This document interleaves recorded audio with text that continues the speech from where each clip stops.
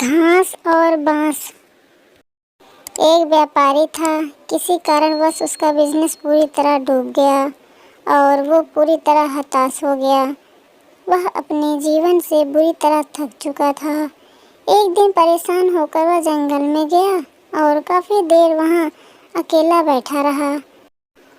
कुछ सोचकर भगवान से बोला, मैं हार चुका हूँ, मुझे कोई एक वजह बताइए कि मैं क्यों ना हताश हूँ।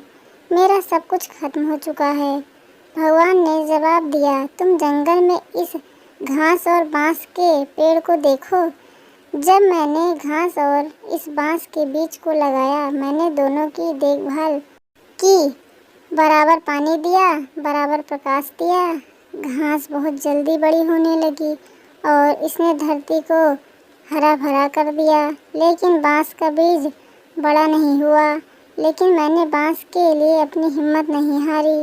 दूसरे साल घास और घनी हो गई, उस पर झाड़ियाँ आने लगीं, लेकिन बांस का बीज वैसा का वैसा ही रहा। लेकिन मैंने फिर भी बांस के बीज के लिए हिम्मत नहीं हारी।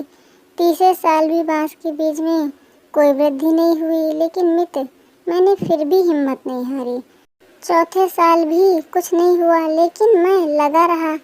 5 साल बाद उस बांस के बीज से एक छोटा सा पौधा अंकुरित हुआ।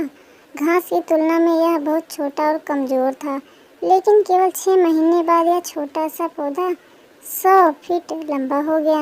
मैंने बांस की जड़ को इतना बड़ा करने के लिए 5 साल का समय लगाया। इन 5 वर्षों में इसकी जड़ इतनी मजबूत हो गई कि 100 फीट ऊंचे बांस को संभाल सके।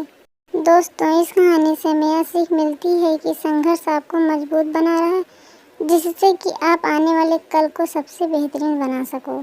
किसी दूसरे से अपनी तुलना मत करो।